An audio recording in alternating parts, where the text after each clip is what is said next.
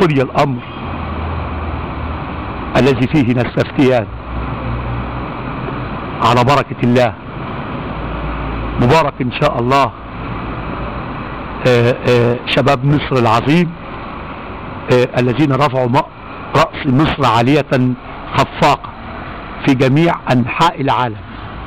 هنيئا للشباب الذين ضحوا بأرواحهم في سبيل هذا الوطن العزيز. وبإذن الله ربنا سبحانه وتعالى بيعدكم بجنة الخلد بمشيئة الله تعالى. سيد الرئيس، كان في ضرب، والرئيس حسني مبارك النائب بتاعك اللي انت سبته لنا، الخازوق اللي انت سبته لنا، كنا منتظرين انه يطلع يقول انا اتنحى وانا همشي، لكن في يوم الغضب طلع قال انا ساظل وسابقى وساعمل. لو كان السيد الرئيس انور السادات مكان السيد الرئيس حسني مبارك ولقى الشعب بيقول مش عايزينك، كان هيعمل ايه؟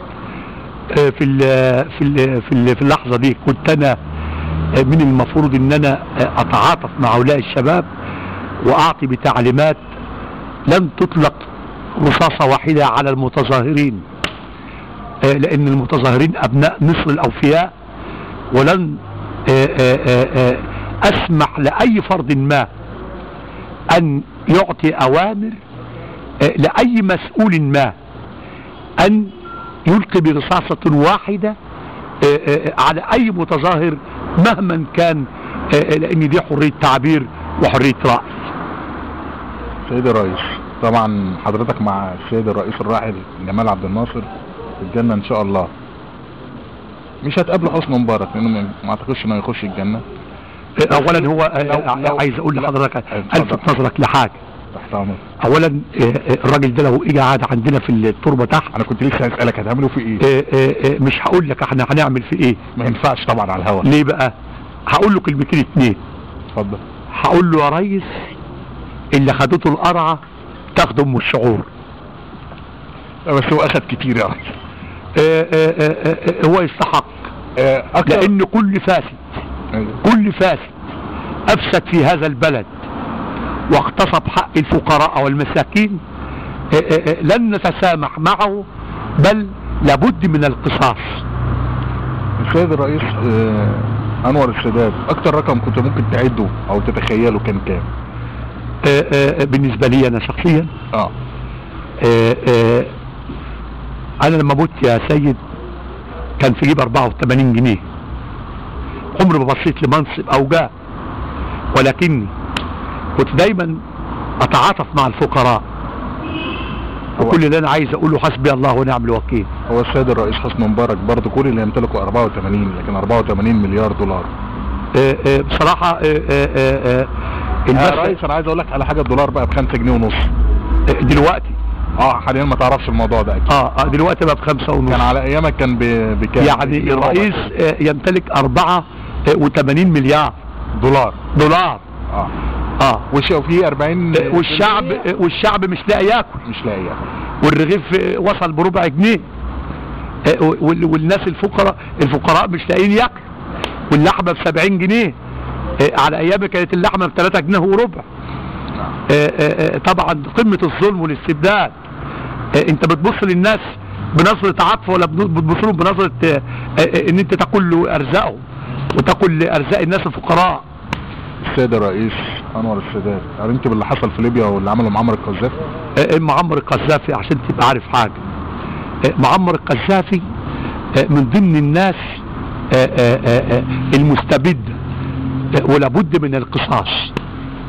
ربنا يتولنا برحمته. السيد الزعيم انور السادات، بسم الله نوم هادئ باذن الله.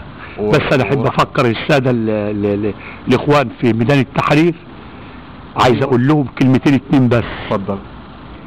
ان الامل الصادق ليس صيحات زيف وخداع او شعارات تبرير وتخدير. الامل الصادق هو حلم للسائر، والسائر يريد منا ان يتحقق، وهو المنار المشرق لخطى العمل. بشروا بالحب، بشروا بالايمان وبالعمل نصنع أمجاد الحياة. ربنا لا تزغ قلوبنا بعد إذ هديتنا، وهب لنا من لدنك رحمة إنك أنت الوهاب. والسلام عليكم ورحمة الله وبركاته. ثواني يا ريس، دي تنزل واحد أما شباب الثورة أيوة. بتوع 25 يناير دول شباب رجالة. انا كاتب حاجه كده يا ريس هسمعها لك. يا ريت والنبي الله يخليك، بس ما كملتهاش، بس هكملها. سمعنا اي حاجه للشباب. بتقول شباب مصر الاوفياء اللي ما شافش حضاره يجي يشوف. الله. عندنا رجاله تتحدى الخوف. الله. كفايه كده. انا كل شباب مصر ونساء مصر الذين طلعوا في مظاهرات 25 يناير هنيئا لكم هذه الثورة المجيدة، وأنا برحب بكم وأحمد الله. كلكم شهداء بقى مع بعض. أحمد الله إن أنا عايش ما متش وشفت هذا اليوم وشبكت في هذا النظام الظالم الذي كان يلبس ثوب الثعبان ويرتدي زي الثعبان لكي يتسلط على أموال الفقراء والمساكين. وحسبي الله ونعم الوكيل.